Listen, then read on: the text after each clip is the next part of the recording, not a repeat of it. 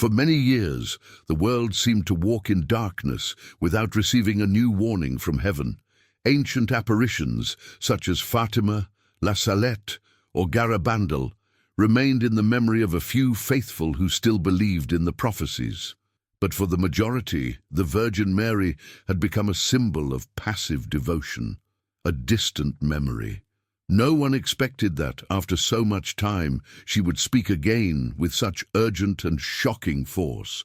However, that day arrived.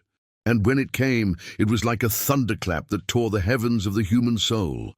Why now? Why not before?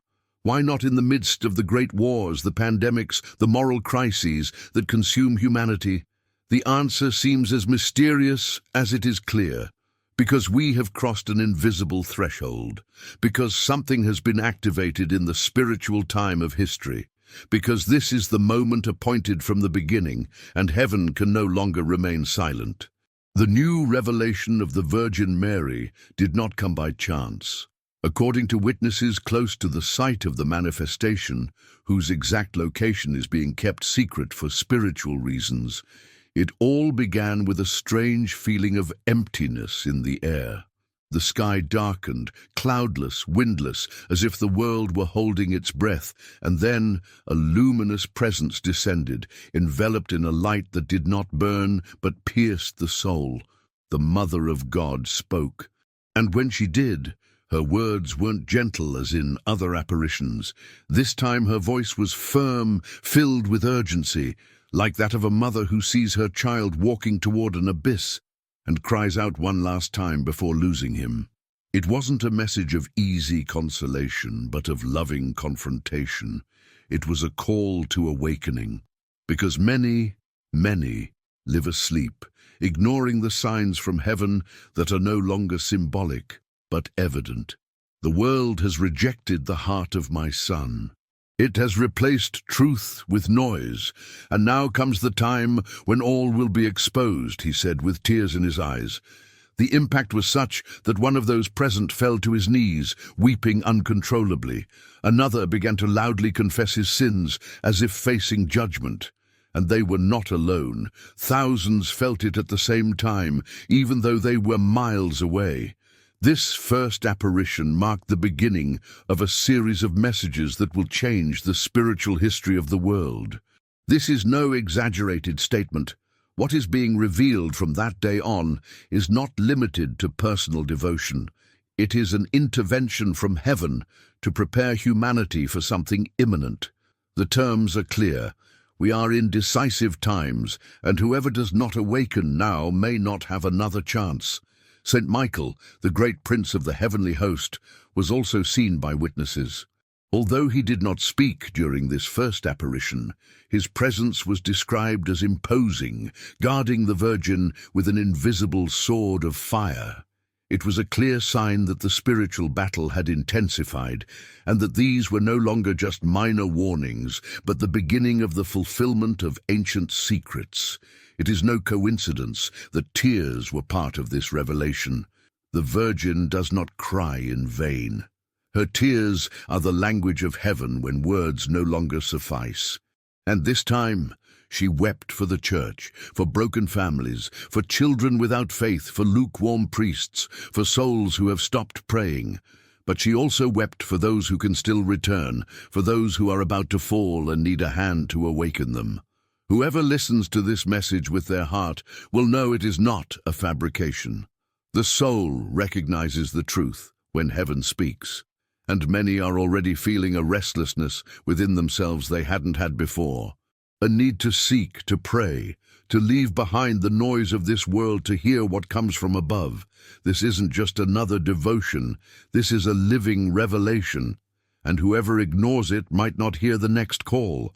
Comment, I believe in messages from heaven, if you too feel something is moving in the spiritual world, and stay until the end.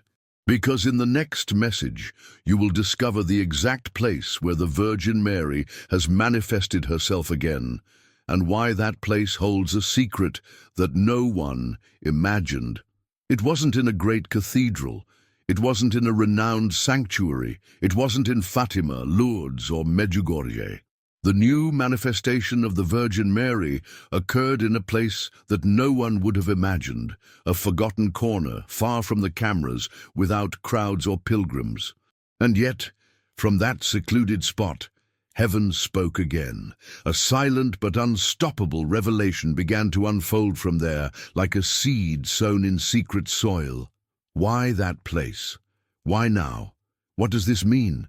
The location, which for reasons of spiritual protection has been disclosed only to a small number of faithful, was described as a semi-abandoned field near an unnamed hill.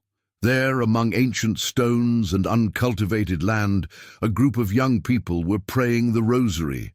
They weren't looking for miracles, nor were they waiting for signs. They were simply praying with an open heart. It was then that heaven responded. According to those who were present, a warm breeze enveloped them, even though the weather was cold. The air seemed to stand still, and a light, whiter than any sun, descended without casting a shadow. In the midst of that clarity, the figure of a woman dressed in blue and white appeared on a rock. She didn't speak at first. She just looked, her face filled with tenderness and pain. Her eyes were not of this world. And suddenly, in that silence that contained everything, she began to speak. "This is the place I have chosen to raise a voice in the midst of the spiritual desert," he said. "Here where there are no temples, I will raise a tower of prayer. Here where no one looks, I will speak so that the world may hear." The words were simple, but they carried an eternal weight. The Virgin Mary did not seek crowds. She did not choose grand altars. She chose hiding, and that contains a powerful message. Heaven is not moved by fame, but by faith. The place was chosen not for its beauty, nor for its history, but for its availability, because there, in the middle of nowhere, there were hearts willing to listen. This detail is not minor. God's history with humanity is full of apparitions in unknown places. Moses encountered God in a bush in the desert. Elijah heard his voice in a cave, and the Savior of the world was born in a manger.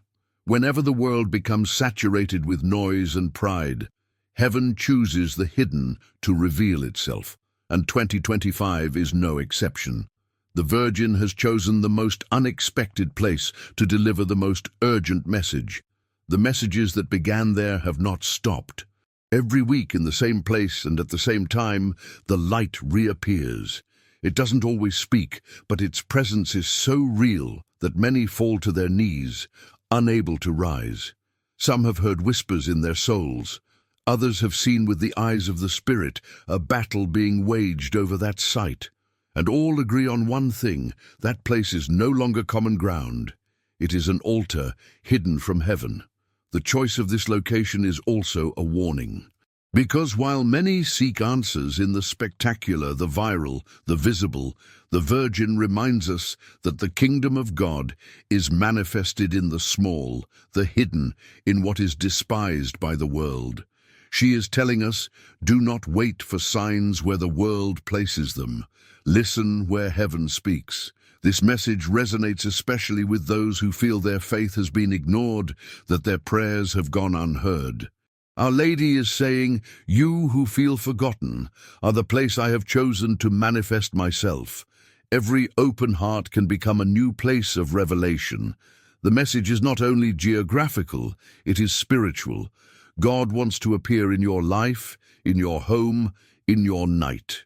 Many who have secretly traveled to this place, guided only by dreams or spiritual impulses, claim that the atmosphere there changes completely upon entering. The air becomes lighter, the silence deeper, the prayer more fluid.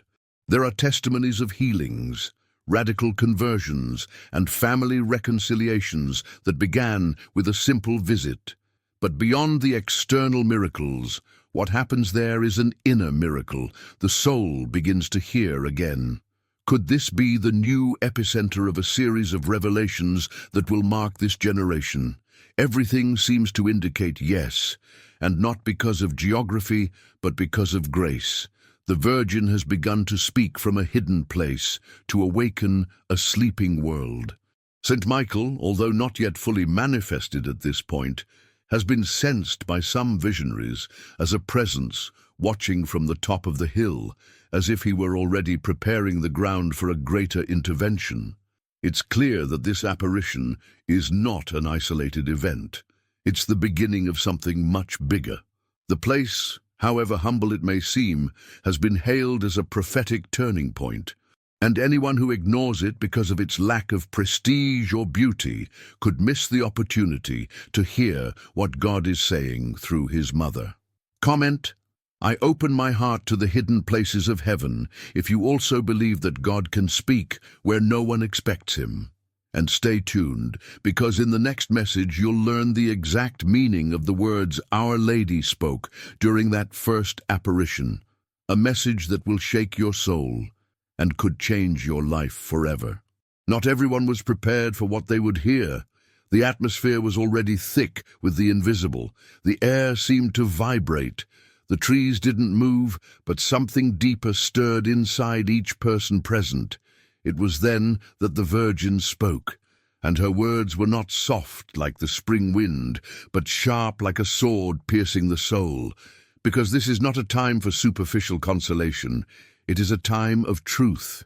The main visionary, a young man of barely 18, began to cry even before the Virgin Mary spoke a single word. No one had warned him of what was coming. His name has not been revealed publicly by the Virgin Mary herself, who said that his identity will only be known when the day of the great test arrives. But his testimony, recorded in a handwritten notebook that same night, was confirmed word for word by 3 others present who heard the same thing without having communicated with each other. The message began with a tremor in the ground. It wasn't a physical earthquake, but a spiritual one. The boy fell to his knees, his gaze fixed on the celestial figure. His lips began to tremble, and his voice became an echo that wasn't his alone. What he said didn't seem to come from him. It was the voice of heaven, piercing his human frailty. These were the first words. Children, the time of mercy is coming to an end. My heart bleeds for you. I have pleaded for more time. I have asked the Father for an extension, but humanity has closed its ears and hardened its heart. Now comes the purifying fire. Now comes the hour of separation. Those present fell into absolute silence. No one dared to breathe. One of the seer's companions fainted. Another began to murmur prayers without realizing it. It was as if the soul were breaking from within, as if each word removed an invisible veil from the spirit's eyes. The message continued, Many of my children live as if God did not exist. They build their lives on dust. They worship idols of metal, of flesh, of fame. They have forgotten that all will be judged. They have profaned innocence. They have soiled the altar. They have laughed while my son weeps. These words were not only heard, they were felt. The seer hugged himself, trembling. He cried out, Have mercy, mother, have mercy. But the Virgin did not stop. There was no hatred in her face, no punishment in her tone. She was a mother speaking with pain, but without withdrawing the truth. Darkness has entered the church. There are pastors who no longer lead, but scatter. There are ministers who no longer offer my son, but their own ego. Many of my people have fallen asleep, and they don't see that the enemy has already crossed the threshold. These words resonated particularly loudly. The faces of those present paled. One of them, a seminarian, began to weep uncontrollably. He later confessed that he had been on the verge of abandoning his vocation, and that at that moment he felt the Virgin looking directly into his eyes. The message wasn't just a warning. There was also a call. Wake up! Return to the rosary. Open the gospel, fast, clean your homes, bless your children. A great warning is coming from heaven. Everyone will see their soul as God sees it. But for many it will be too late if they do not convert now. Upon hearing this, the seer fell completely to the ground, as if an invisible force had knocked him down. His body remained motionless for several minutes. Only sobs could be heard. No one could speak. No one wanted to move, because what they had just heard wasn't a story. It was a reality deeper than anything this world has to offer. After several minutes of silence, the Virgin slowly disappeared, as if dissolving into the light. But before doing so, she left one last sentence. "I will return soon, and with me will come one who judges justly." These words were written tremblingly by the seer, who could barely hold the pencil. His hands were still cold, and his eyes kept watering. He said, "I don't know how I'm still alive, but I know I must say this. I don't want fame. I don't want attention. I just want you to listen before it's too late." Since that night, the messages have continued, some gentler, others even harsher, but they all have the same tone: urgency, truth, profound love that does not condone sin. The young visionary has remained in seclusion, guided by a spiritual director. He has declined interviews, requested anonymity, and only allows the messages to be published with the consent of his confessor. The local church has begun a prudent investigation, without making premature judgments. Meanwhile, spiritual fruits are already beginning to be seen. People who had not prayed before have returned to the rosary. Divided families have begun to reunite. Long-delayed confessions have multiplied, not out of fear, but because of the truth it awakens. Because when heaven speaks, something within us responds. And this time, what has been said cannot be ignored. Comment, "I open my heart to Mary's message," if you too feel touched by these words. Don't turn away now, because in the next message, St. Michael will enter the scene. And what he will reveal will shake even those who think they are prepared. What came next was even more shocking. Not everyone could witness it with their eyes, but everyone felt it deep within. After the Virgin's shocking message, while her last words were still resonating in the souls of those present, a radiance pierced the sky soundlessly, like a column of light descending from on high. It was then that the Prince of the heavenly host manifested himself, Saint Michael the Archangel. He didn't come merely as a messenger. He came as a warrior, as a sentinel of the end times. With an invisible sword of fire, his outstretched wings covered the sky like a spiritual shield.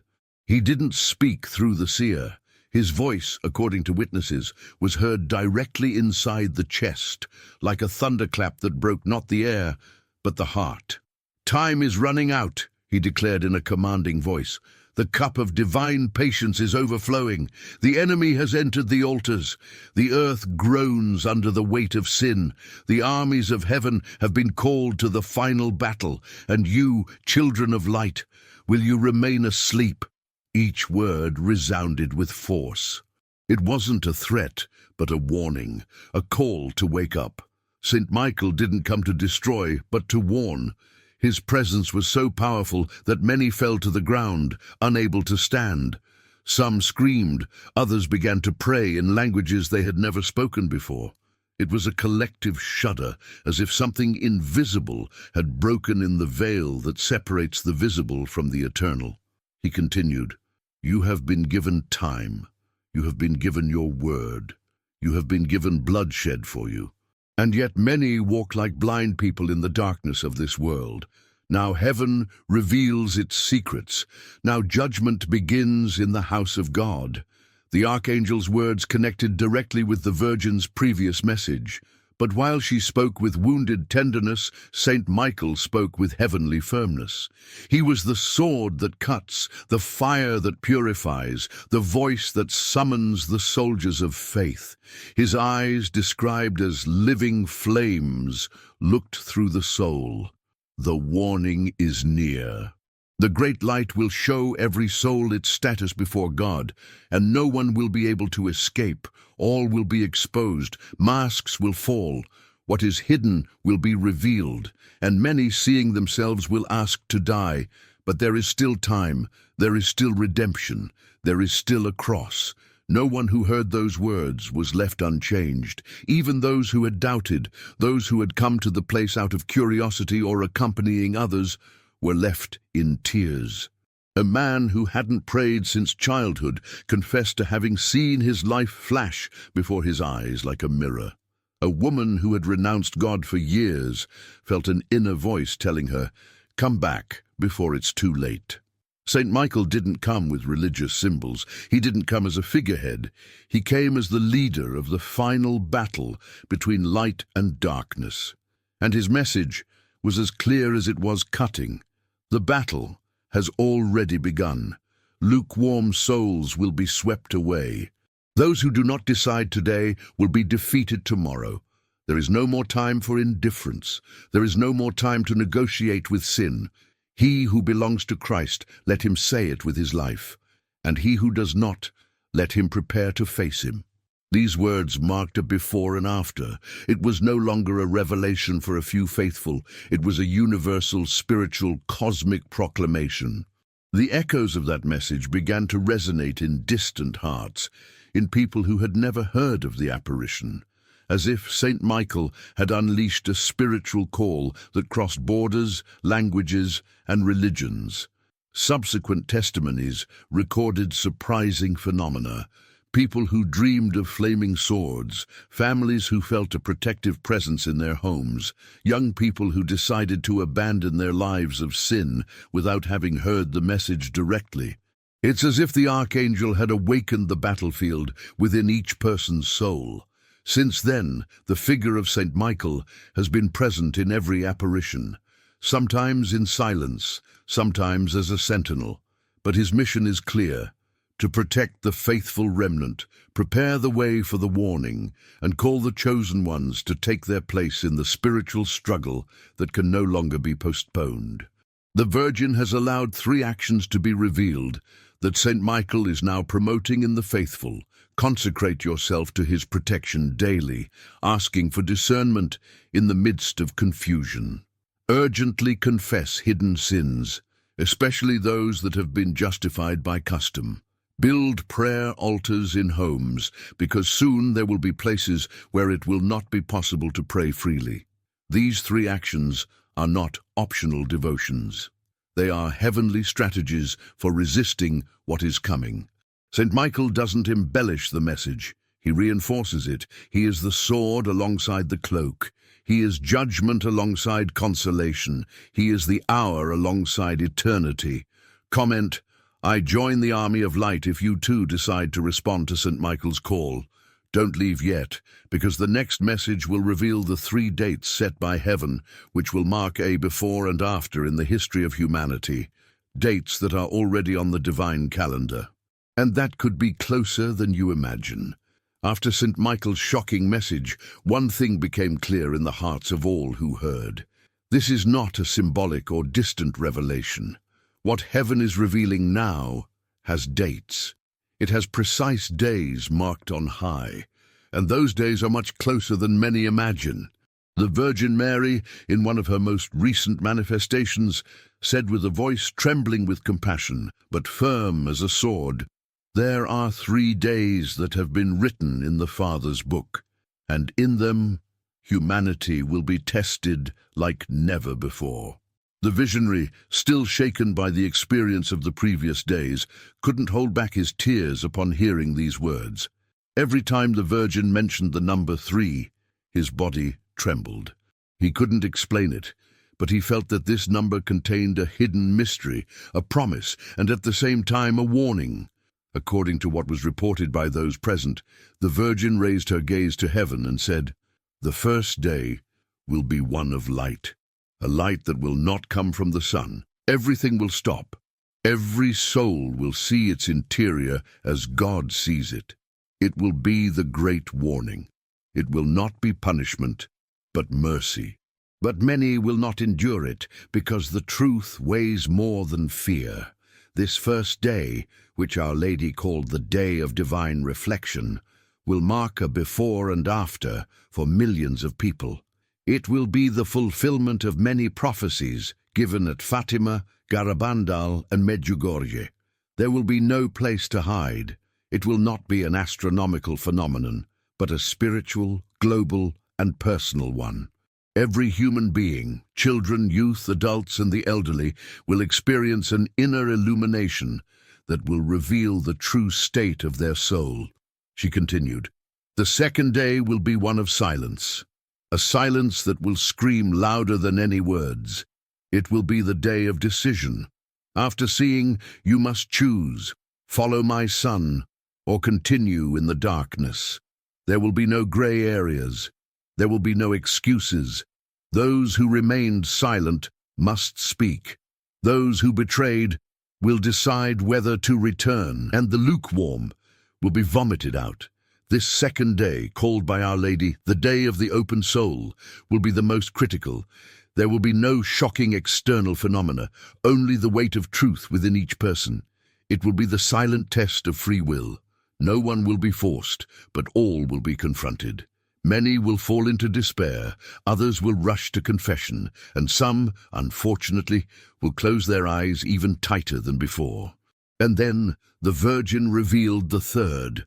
The third day will be a day of fire. Heaven and earth will shake. It won't be the end, but it will be like childbirth. Everything will be purified. Prayerless houses will fall. The churches that betrayed will be emptied. The voices that silenced the truth will be silenced, and the little flock will shine brightly. This day, called the Day of the Burning Bush, will not be symbolic. It will be visible, physical, undeniable. There will be natural manifestations, earthquakes, lightning without a storm, a fire that doesn't burn but purifies. In some places the sky will turn red, and not because of human causes. It will be God's signature. It will be the confirmation that what He said is being fulfilled, and that humanity has been called for the last time to awaken. The Virgin Mary didn't give exact dates, but she did leave signs that the faithful will recognize. And these signs are already beginning to be fulfilled.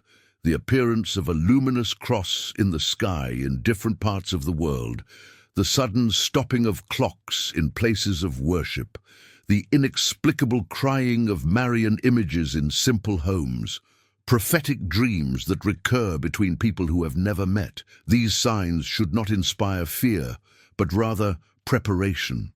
The Virgin Mary doesn't speak to frighten. She speaks to warn, to protect, to awaken. And these 3 days will be decisive for millions. Whoever ignores these warnings will do so at their own peril. Saint Michael, in a later apparition, confirmed the truth of these days. He said, "The days are numbered. Heaven does not improvise. The righteous will be guided. The lukewarm will be shaken, and the stubborn will weep inconsolably. But there is still time. If you listen now, if you consecrate yourselves, if you fast, if you pray, if you watch, you will be preserved." It's important to understand that these days will not be announced by the media. There will be no human warnings. Only the soul who prays will know how to recognize the moment. Therefore, heaven has insistently requested 3 things: urgent and frequent confession, consecration to the Immaculate Heart of Mary and the Eucharistic Heart of Jesus, daily rosary prayer, especially with family. These 3 seemingly simple practices will be the shield for many during those days. No technology will protect them. No riches will be worth anything. Only the inner light will remain. There are those who mock, there are those who ignore, but there are also those who are listening, and their hearts have already begun to burn. Say, "Lord, prepare me for the 3 days." If you too are willing to be part of the little flock that will not be afraid when the time comes, stay, because the next message will be one of the most important. The Virgin will reveal to us the urgent call to conversion, fasting, reparation, and prayer that will save your family from the coming times. After announcing the 3 days that would change the history of humanity, the Virgin Mary did not leave without first leaving a clear mandate. It was not optional advice, nor a pious suggestion. It was an urgent call, addressed not only to those present, but to the entire world. Fast, pray, make reparation. Because time is no longer time, and heaven is waiting for a response from the sleeping people. The reaction was immediate. Many began to kneel, others to kiss the ground. It wasn't just fear of what had been announced. It was an inner stirring, a voice awakening something dormant deep within. The Virgin, with tears in her eyes, looked lovingly at each one, as if she had known them since before time began. And with a maternal whisper, she said, "I don't come to condemn. I come to awaken. But whoever doesn't awaken now may not hear my voice tomorrow." Since that apparition, the message has spread powerfully through thousands of hearts, not through social media, not through the media, but through the living testimony of transformation. Ordinary people who have begun to pray at 3 a.m. without understanding why. Families who felt the impulse to turn off the television and light a candle before the crucifix. Young people who had never fasted and now offer their breakfasts for the conversion of the world. Something is happening. Something has begun. Our Lady asked for 3 immediate actions which form a spiritual triad of resistance in the face of prophetic times, not just from food, but fasting from pride, from judgment, from vices, from comfort. A fast that frees up inner space for God to speak. She said, "Fast not to punish yourself, but to free yourself. The soul that does not fast becomes heavy, and it will not be able to fly when the time comes." Heaven has specifically requested Wednesdays and Fridays as days of partial fasting, bread and water when possible, or at least a concrete renunciation, with love, not out of obligation, but as an offering. Every fast becomes a flame in heaven, a spark of light that pierces the darkness of this generation, but not just any prayer, not lifeless, repeated prayers. Our Lady asks for prayer from the heart, living prayer, burning prayer. The Rosary, recited with devotion, is the most powerful sword. She insisted, "The Rosary will save nations, but you must pray it with tears, not as a routine, with your soul, not just your lips." The prayer asked of heaven is intense, persevering, and communal. Families gather every night, blessing one another. Youth groups hold silent vigils. Parents teach their children to speak to God as a friend.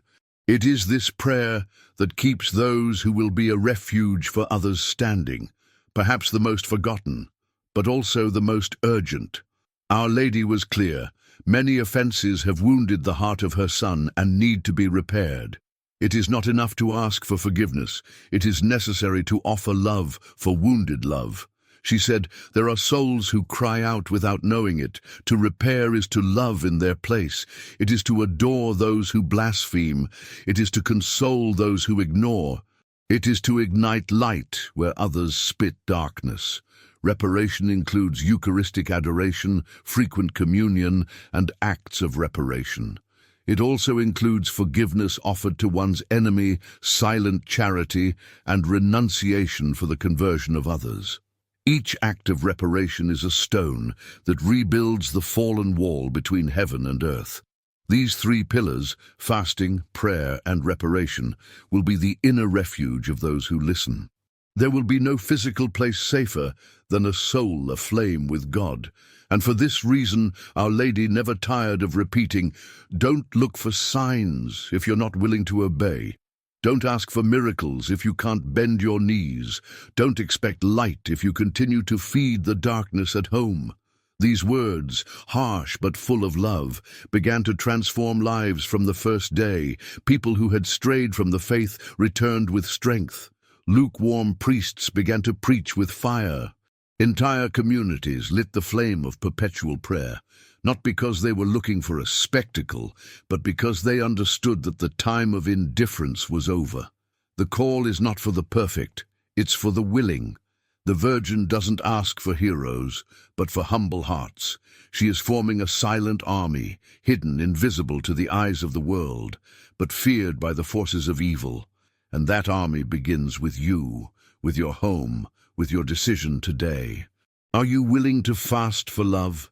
To pray even if you don't feel anything? To repair what others destroy? If you do, you will be a light.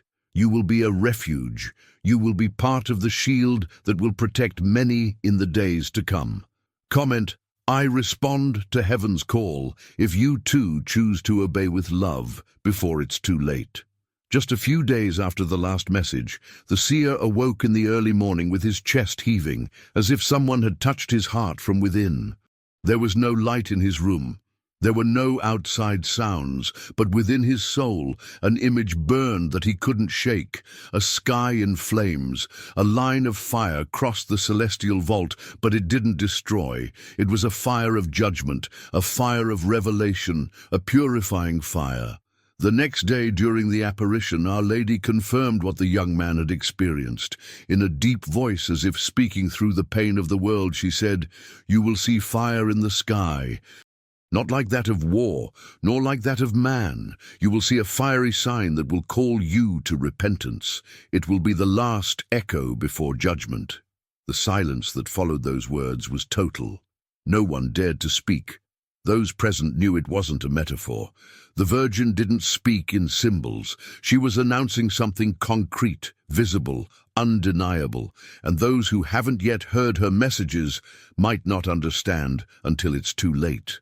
She explained that this sign won't be universal at the same time, but it will be spiritually simultaneous. Each region will see it differently, some as a red lightning bolt crossing the sky, others as a fire suspended over mountains, and still others as a luminous cross that will remain lit for hours. It won't be natural phenomena, it won't be meteorology, it won't be science, it will be God. It will be the finger of heaven pointing at the soul of humanity. Do not fear the fire if you carry light within you. Tremble, those who love darkness, for that fire does not burn, but reveals. It does not destroy, but lays bare. And the soul that is not prepared will fall within itself. The seer saw, in one of the most powerful visions he'd ever had, crowds running under the blazing sky. They didn't know where to go. Some knelt and shouted for forgiveness. Others cursed the light as if they couldn't bear it. And still others, silently, simply stared at the sky and wept with open arms. Not everyone reacted the same way, because the sign won't decide. It will only reveal what's already inside. St. Michael appeared beside the Virgin at that moment.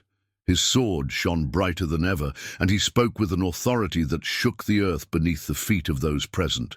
Judgment doesn't begin when they die. It begins when they are shown the truth. This sign will be the prelude. It won't be punishment, but mercy in its most ardent form. Only those who recognize the sign will find the door. That door will be spiritual, but also geographical. In various regions of the world, refuges of light will begin to rise. Consecrated houses, prayerful communities, small groups where prayer, fasting, and reparation are already being lived faithfully. There, the fire will not enter. There, darkness will have no power. And even though the world trembles, the soul will remain steadfast. Since the revelation of this sign, testimonies have begun to arrive from around the world. Children drawing pictures of blazing skies without having heard anything. Elderly people waking up to prophetic words they don't understand. People who have never prayed and now dream of fire that doesn't burn, but transforms them.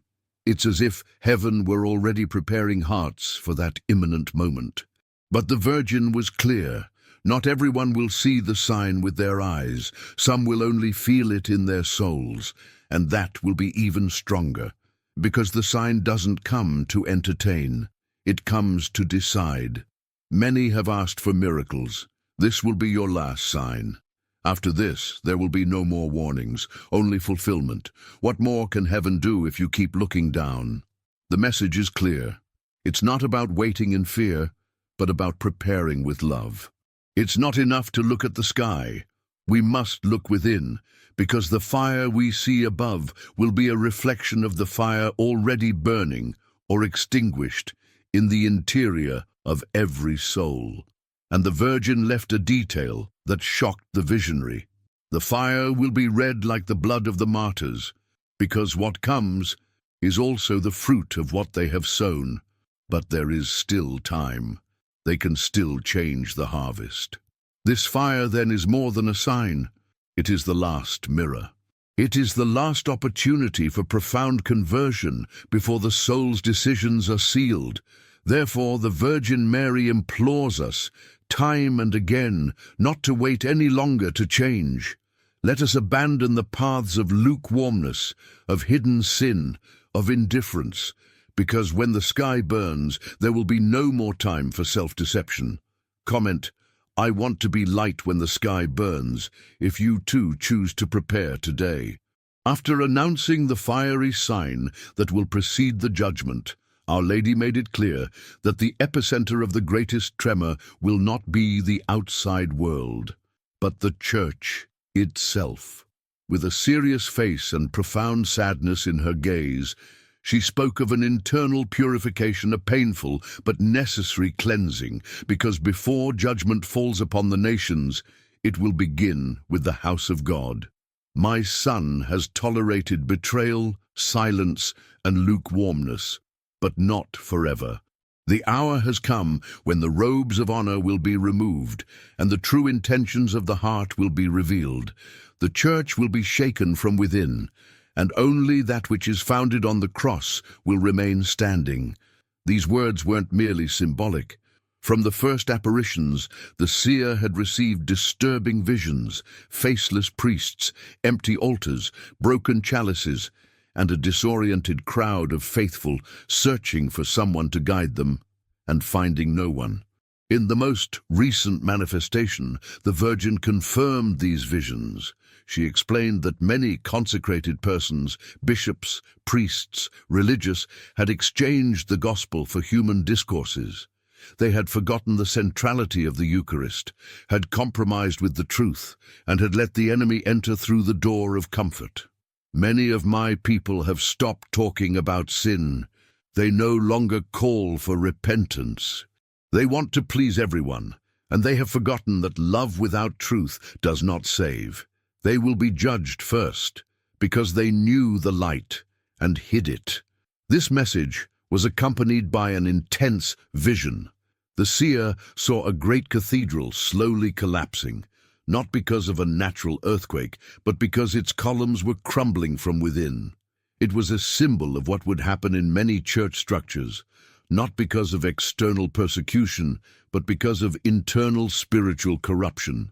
However, the Virgin did not come to condemn the Church. She came to purify her, to separate the wheat from the chaff, to raise up anew a holy people who live the gospel with fire and truth. Therefore, not all will fall. Not all will betray. There will also be a faithful remnant, hidden priests, unknown religious, persecuted communities, who will be the new spiritual pillar of the world. Saint Michael intervened again in this apparition, and his words were like a hammer striking iron. The Church will be purified like gold in the crucible. The false will be destroyed, the idols will fall, and those who have made the altar a business will have to answer before the Lamb. As this message spread, spiritual confirmations began to emerge from around the world. Priests felt an inexplicable discomfort. Religious women had dreams of fire in their convents. Laypeople felt a strong calling to intercede for their pastors, to pray for those who could still awaken. The Virgin made a very specific request. Offer fasting and sacrifice for the lukewarm priests. Pray daily for the unity of the Church in the midst of confusion. Remain firm in doctrine and do not be seduced by novelties contrary to the gospel. This call is not to attack the Church. It is to love her as Jesus loves her, with truth, with firmness, and with redemptive pain. Because purification is not destruction, but opportunity. And those who remain faithful during this time will be the seed of the new spiritual spring that will be born after the storm. The Virgin also warned that a time will come when many will not know whom to trust. There will be confusion among authorities, visible divisions, and contradictory decisions. But those who are anchored in prayer, in the gospel, and in the Eucharist will not be confused. They will be light in the midst of chaos. When everything shakes, remember that my Immaculate Heart will be your refuge. Do not follow the most popular, but the most faithful. Do not seek consolation, but the cross. Do not follow crowds, but the voice of the Good Shepherd. In several visions, the seer saw an image of hope, a small group of faithful, kneeling before a host that shone with supernatural light. All around, everything was in ruins, but they remained steadfast, singing silently, at peace. Our Lady confirmed that this image represents those who undergo purification with fidelity, and even though many may fall, even though betrayal may strike hard, the Church will not be destroyed. It will be reduced, it will be tested, it will be purified.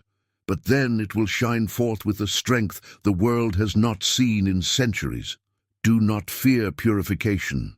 Do not fear lukewarmness. Do not fear the truth.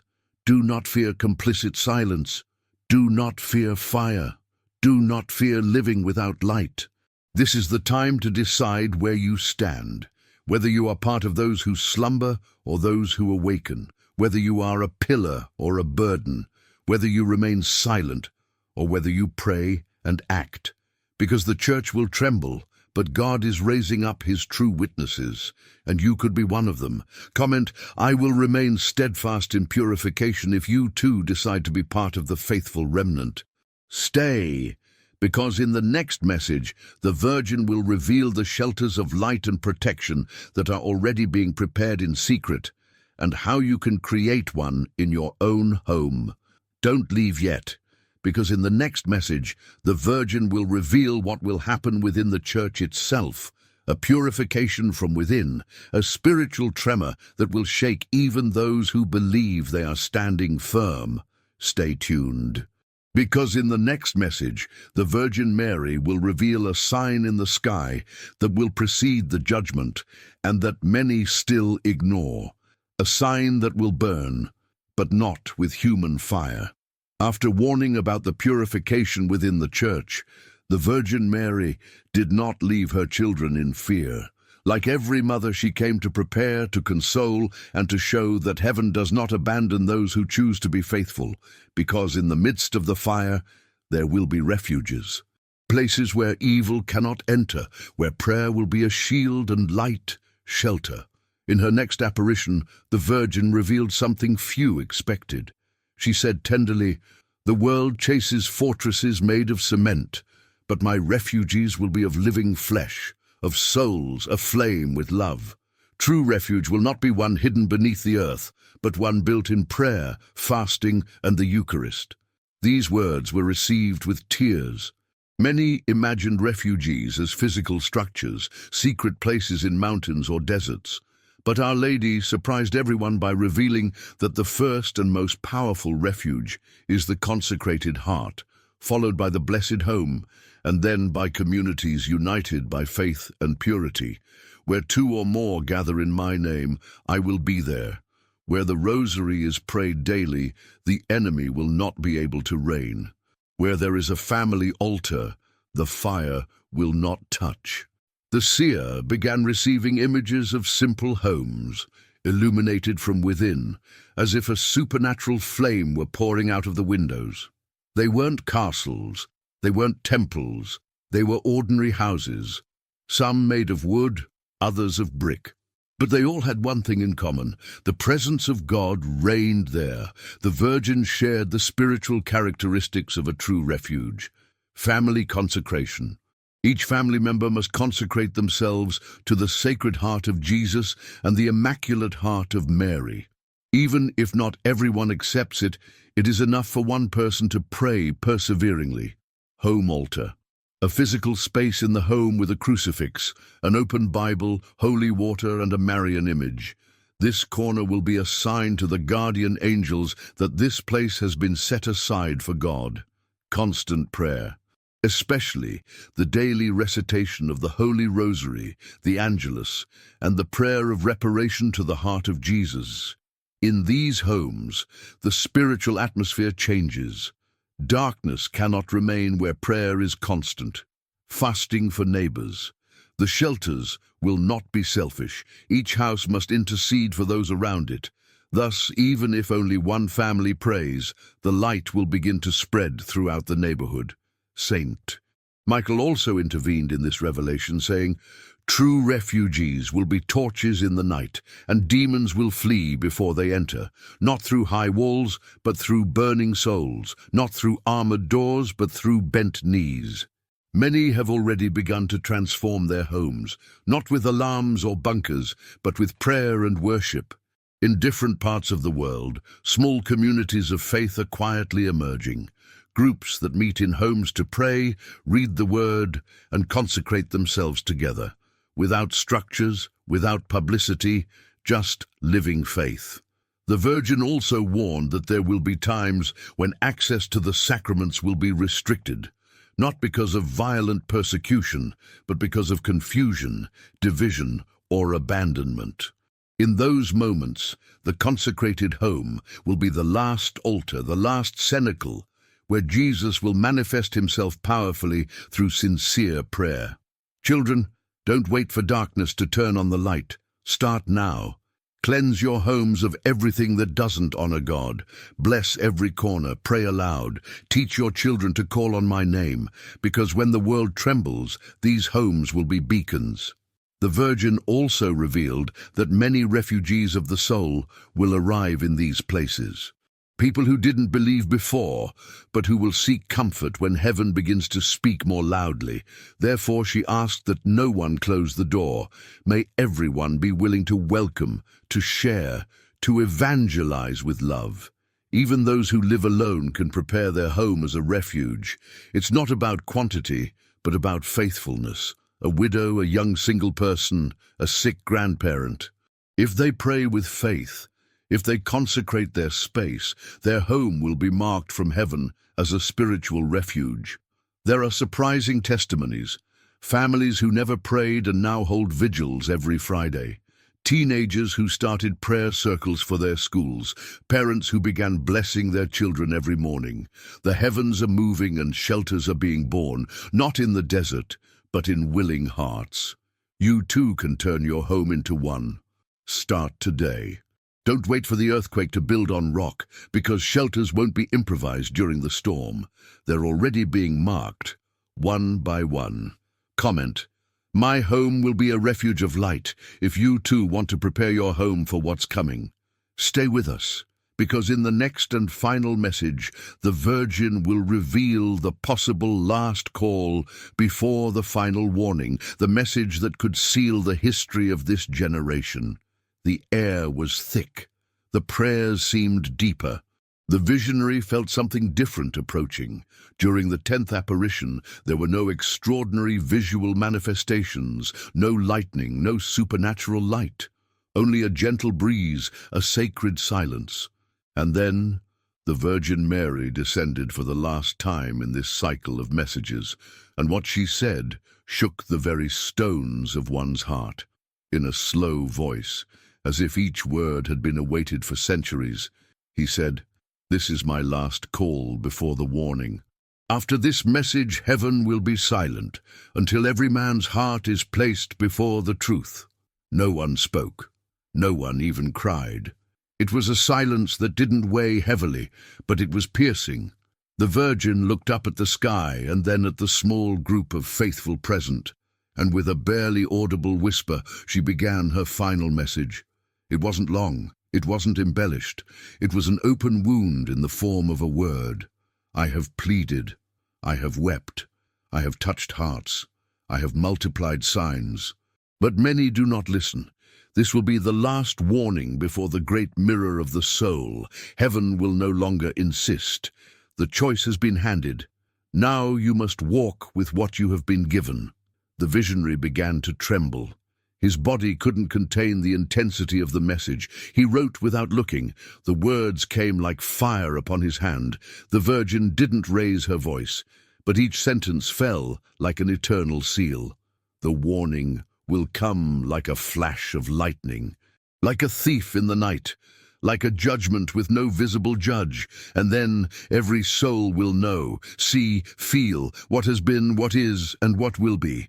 And in that instant, those who have not opened their hearts to this call will only have the echo of emptiness in response. The message wasn't one of punishment, it was one of absolute revelation. no longer as a mother waiting, but as a mother delivering her child at the crossroads of his destiny. There were no new promises, no dates or calculations, only a warning that could change everything, or change nothing depending on each soul's response. St. Michael appeared but didn't speak. He stood behind the Virgin, his sword on the ground and his eyes closed, as if he had nothing more to say, as if judgment was sealed, and all that remained was for everyone to take a position. The Virgin shared 3 final phrases, each like a hammer blow to the soul. It is no longer time to prepare, but to be prepared. Don't wait for fire, be fire. Where there is a spark of living faith, there my Son will descend. And then, like a wind that retreats without a trace, he disappeared. There was no light, there was no perfume, only a feeling of deep emptiness. Like when someone you love leaves, and you know you won't hear their voice again until everything has been fulfilled. The seer remained silent for hours. He didn't want to speak. He couldn't. He just murmured over and over again, "He's not going to talk anymore. He's not going to talk anymore." From that day on, the messages ceased. The external phenomena stopped. But within thousands of people around the world, something began to burn more strongly. It was as if in the moment of Mary's silence, the Holy Spirit began to act with purifying fire. Mass confessions, miraculous returns to faith, inner healings, and above all, an unshakable conviction that time is no longer time, and that everything that was said will be fulfilled. Now it's all up to you. Have you consecrated your home? Have you cleansed your heart? Have you prayed for those you love? Have you forgiven in time? Have you lit the rosary candle? Or are you still waiting for another sign? There will be no other. This was the last message, the last word before the great silence. The silence that precedes the thunderous roar from heaven when the warning descends. It won't be the Virgin Mary who will speak then. It will be your own soul, screaming the truth at you. But you can still change. You can still awaken. You can still burn with love. You can still turn your life into a refuge, because if you're reading this, it's because mercy is still upon you. Comment, "I believe in this final call," if you too receive this message as your last chance. Share this message with those you love, with those who are asleep, because heaven has already spoken. Now the echo is in your hands. Are you ready to continue?